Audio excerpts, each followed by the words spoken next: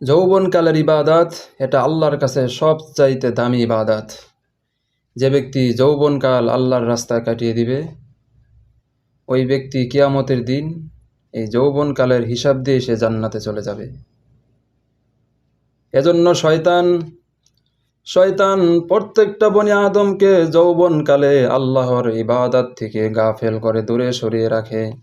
শয়তান আমাদের মনে মনে এই ওয়াসওয়াসা দেয়, এখনো বহুত সময় আছে, পরে ইবাদত করা যাবে, নামাজ রোজা বৃদ্ধকালে করা যাবে, এখনো তুমি যুবক, এখন রোজা রাখলে শরীর নষ্ট হয়ে যাবে, এখন ঘুমাও, এখন ফুর্তি করো, পরে ইবাদত করো। মনে রাখবেন, এটা হলো শয়তানের সবচাইতে বড় একটা অস্ত্র, বান্দাকে তার রবের কাছ থেকে দূরে সরিয়ে রাখা।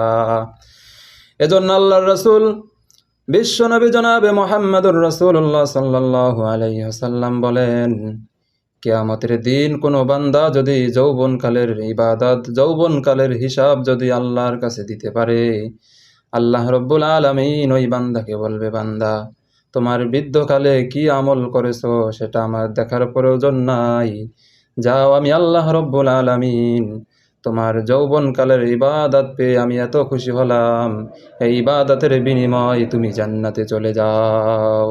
সুবহানাল্লাহ।